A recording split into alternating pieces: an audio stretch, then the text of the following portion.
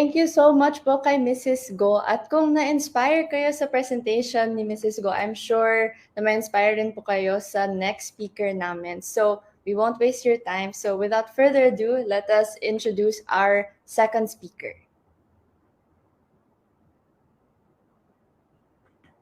Okay, so he is a social entrepreneur, a Thailander that migrated when he was 5 years old. Because of this, he had different fields of work, from high fashion to farming and eventually real estate. These diverse experiences showed him great social insights and taught him to think outside the box in dealing with complexities, which led to his founding of Project CITIHUB. Without further ado, let us welcome Mr. Panya Boonsirithum. Hello. Hello, sir. Thank you. One more time po, let us welcome Mr. Panya Boonsirithum, our next speaker. Oh,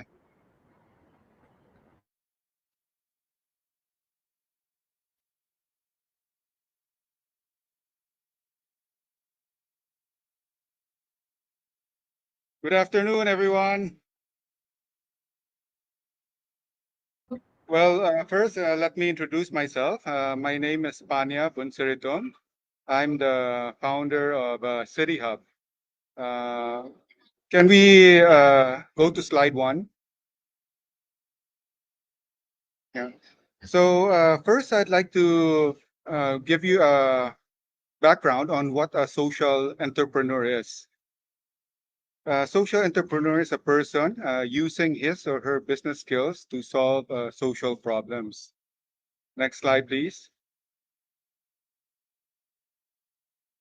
So on the extreme end, there's two types of business. You have the traditional business, wherein the bottom line is purely profit.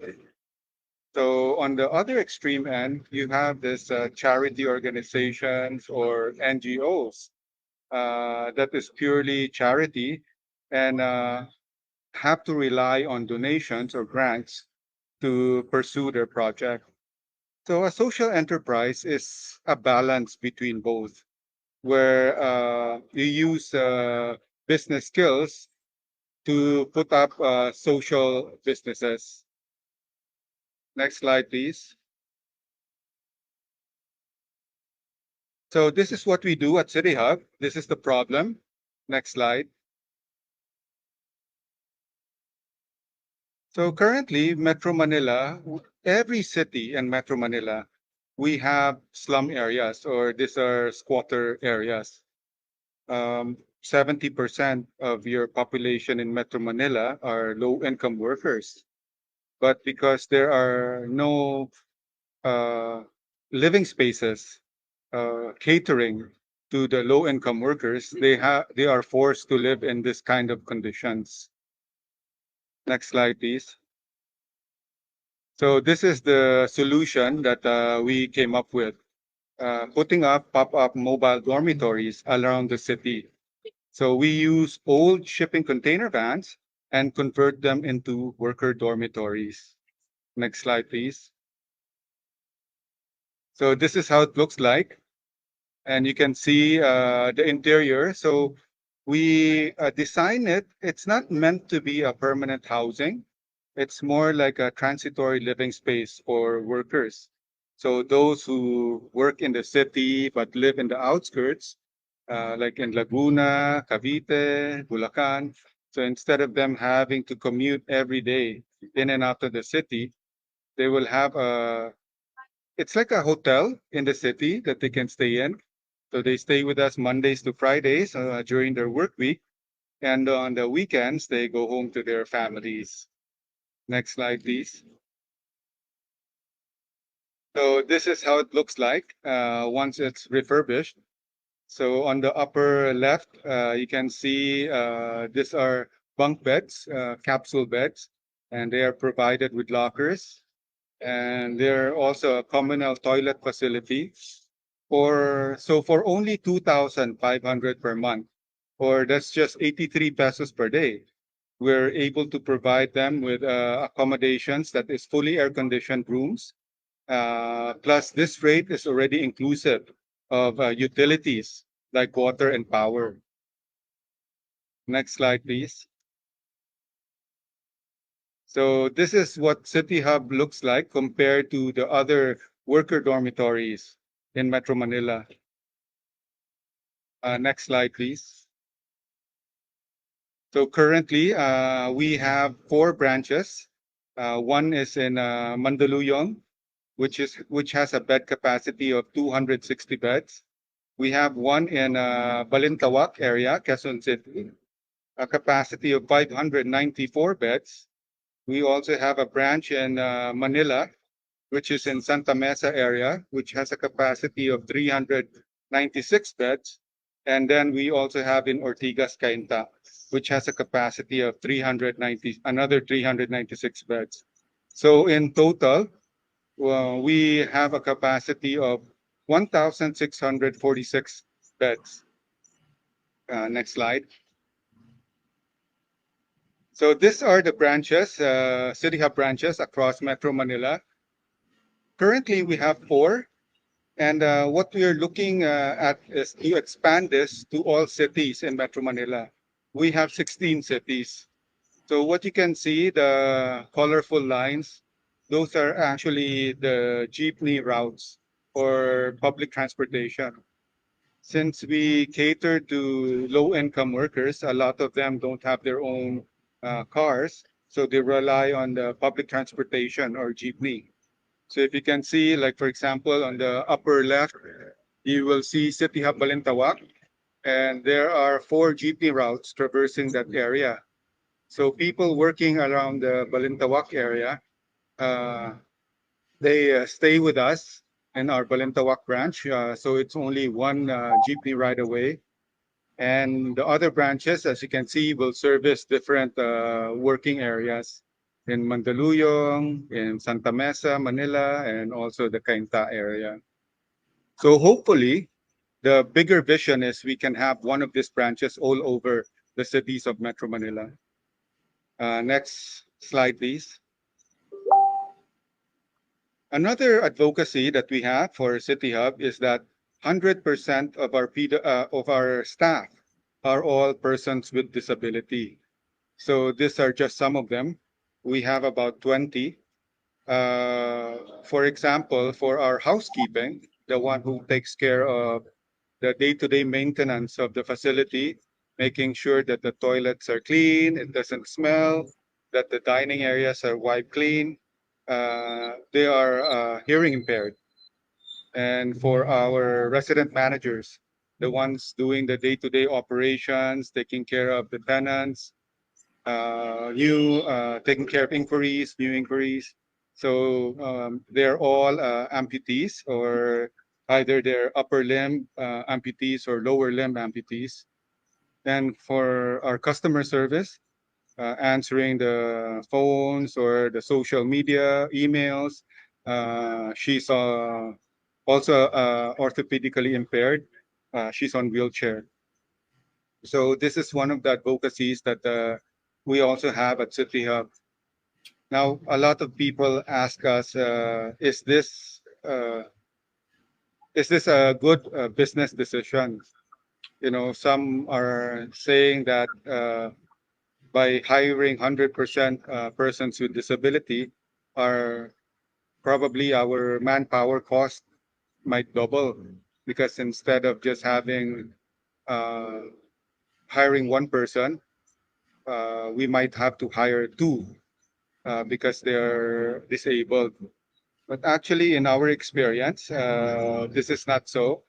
We believe that in our experience that uh, PWDs, as long as they have the right job matching, can do as well or even better than able-bodied. For example, for our housekeeping, uh, their job responsibility is to make sure that the toilets are don't smell, the dining areas are wiped clean. So whether or not he or she is hearing impaired, he can do the job. Uh, for another example is for our customer service. the one who answers our telephone calls or email inquiries.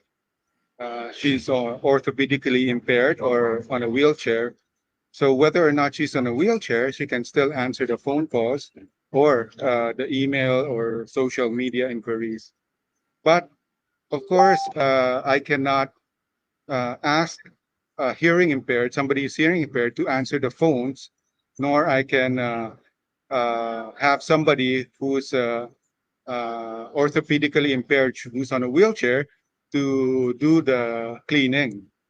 So the right job matching is the most important thing with this. So in this, this is why we have been advocating 100% employment for persons with disability. We are hoping to be an example for other companies that it is possible.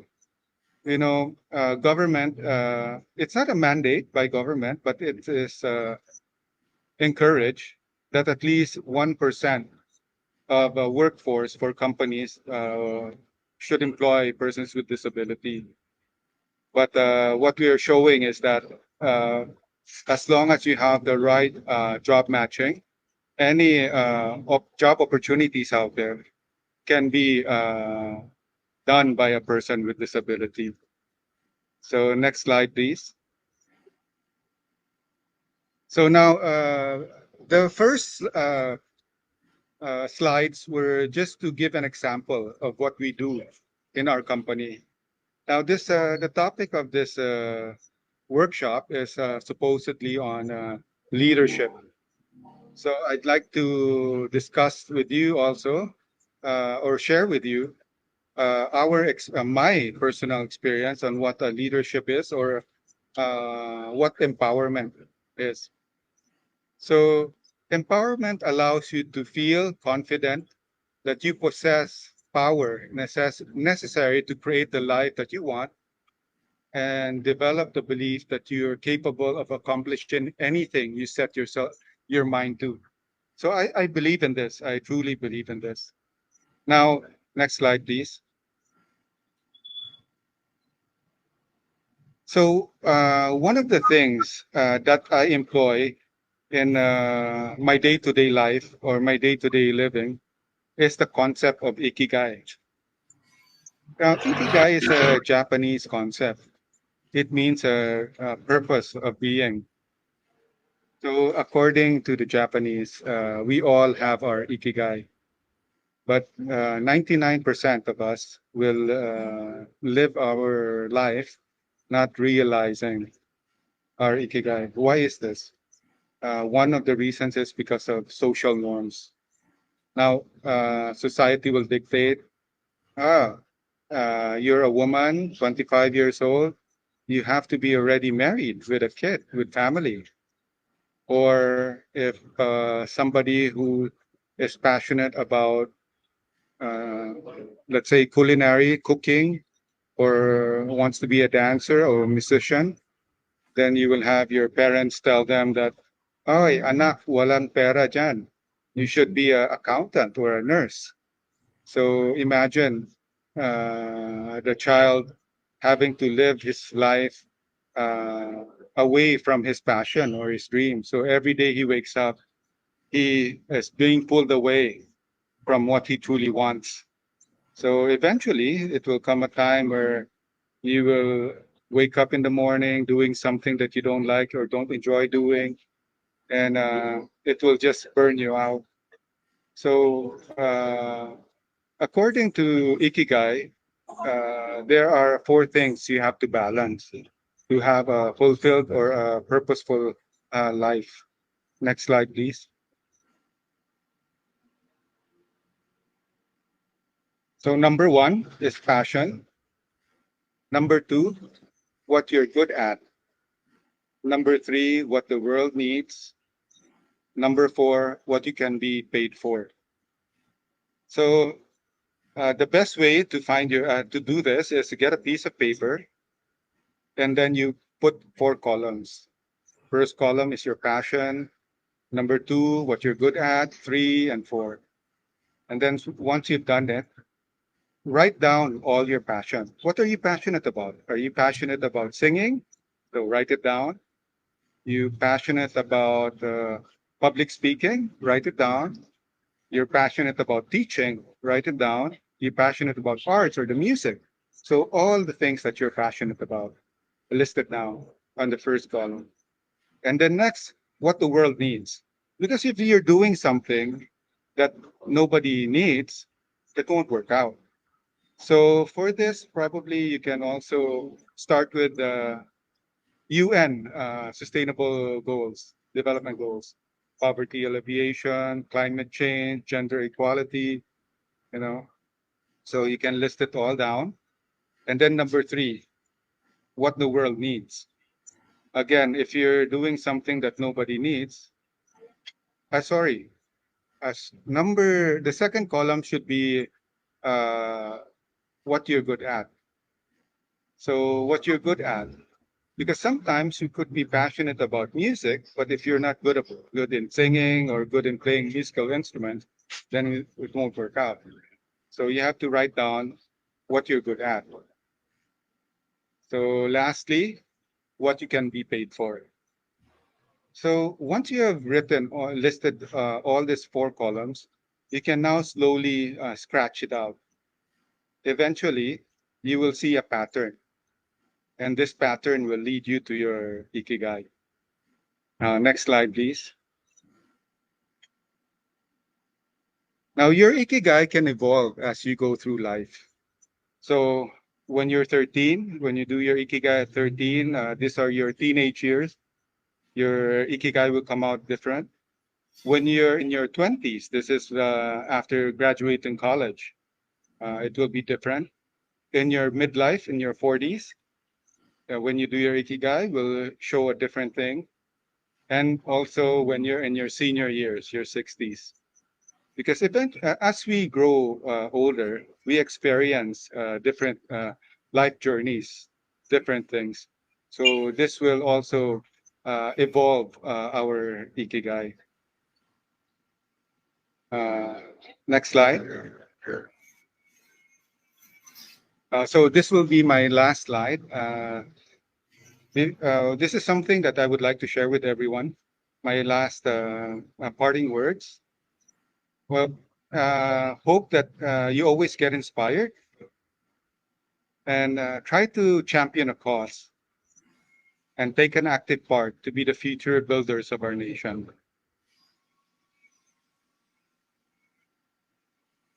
So, thank you.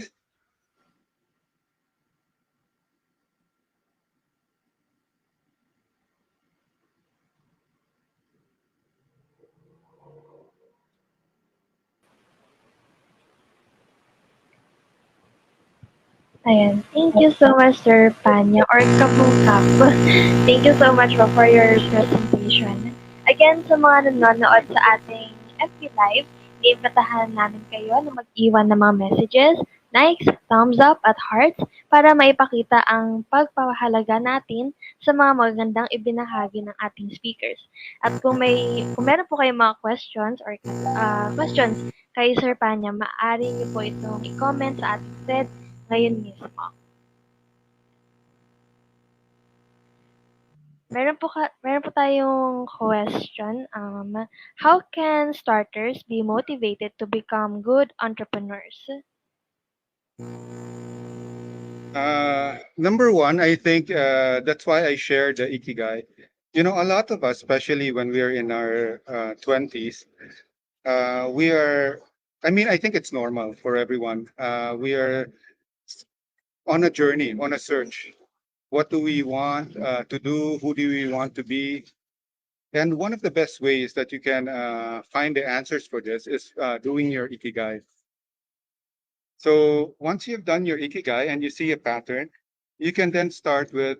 I would recommend that it would be nice if you start working for somebody. If let's say your passion is into cooking or you want to open up a restaurant, it would be best if you try to get work experience in a restaurant Even though if you're just going to start out as a waiter or a busboy, as long as you're in that industry, and slowly you learn the tricks of the trade, and eventually you can then start your own business or restaurant.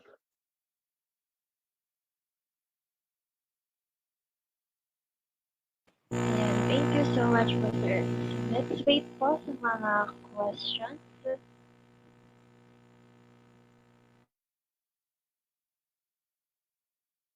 How about if I ask you, have you found your ikigai? What's your name? I don't see a name tag. Regina Valeria po. Regina, so have you found your ikigai?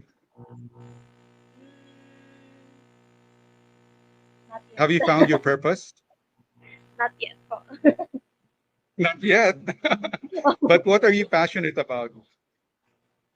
Mm, um, right now po, I'm a project manager. So, ayun po, I'm very passionate about sa pag-implement ng mga projects and all that. But I don't think ayun na po yung ikigai ko. I think meron pa pong iba. Yeah.